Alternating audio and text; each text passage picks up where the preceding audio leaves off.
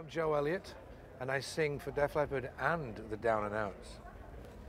Okay, so you're playing at High Voltage next Yes. year, and Heaven and Hell are now playing with They're Glenn back Hughes. in, right? Yeah. So, With Glenn Hughes. Awesome.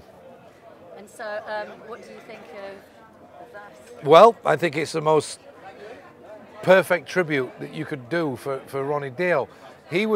Ronnie had a phenomenal voice.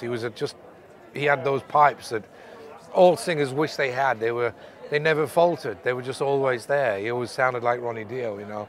And what happened to him was incredibly tragic. And of course, everybody thought, that's it, they're off the bill, it's gone. So for those guys to resurrect themselves and to bring Glenn Hughes in, amazing.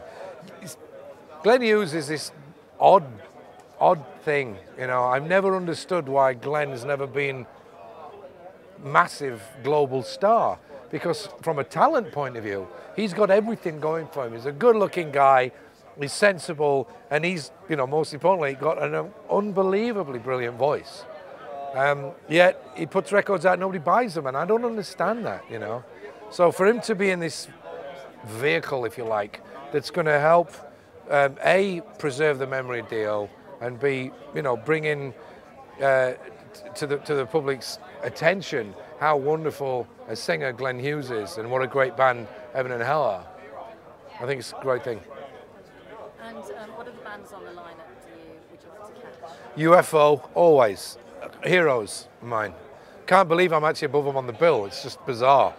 You know, it happens. Eric Clapton once headlined over one of his blues heroes, I'm sure, you know.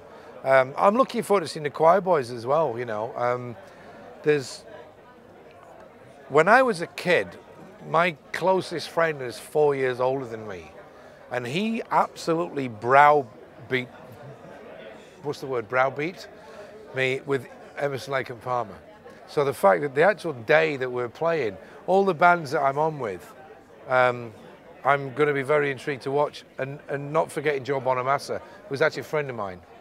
And we have a very special relationship, me and Joe, and I don't mean in a funny way, but you know, we business-wise we have a good relationship, and I'm really looking forward to seeing Joe Bonamassa. I really am. He's a phenomenal guitar player. Is there a mixture of bands who might have influenced you in the past and bands that are now your friends and that you... Well, that always seems to happen, that when you become part of the establishment, you kind of mingle with certain artists and you become friends with them. Scott Gorham, for example, from Thin Lizzy is here tonight, and he's a very good friend of mine. Not that they're doing the gig, but, you know, he'll be there, I'm sure.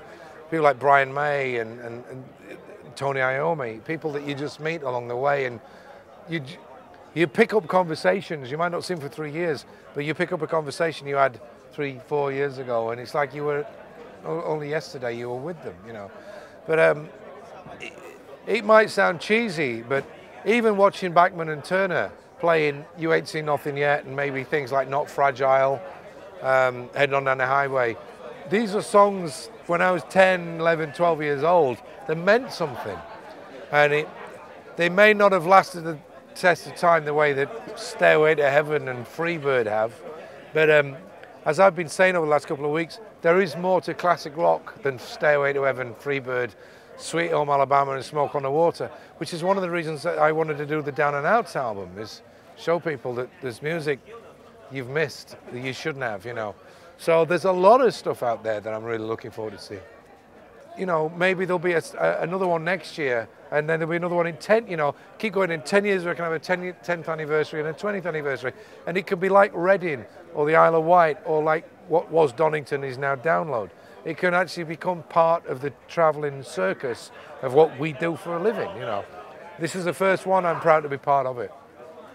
Excellent. And that's it for me. Is there anything else you'd like to say? Don't forget to be there when we go on, because we're really good. And it's maybe the only time we'll ever play, so, you know. We're one of those weird bands that we've made a promise to make 4 records. A verbal promise. This is why when you see the album it says Volume 1. That's a bit of a hint that there could be a Volume 2.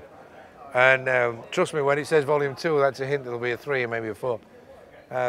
But whether we ever get the chance to tour, or play is hard because I have a day job to go back to called Def Leppard, and the rest of the guys have got a day job to go back to called the Choir Boys. And I have to make sure that Spike's happy with everything. And I'd never want to piss the guy off because I love him to death. And he's a fantastic singer, and the Choir Boys are a great band. And as long as we can work when he's not bothered about working and Leppard aren't bothered about working, we can do some stuff. But until that day, it cements dates, you know, in the future. This is the only thing we're doing other than the warm-up show at the Borderline. So for me, it's a big deal. And I hope it is for everybody else. God bless you all.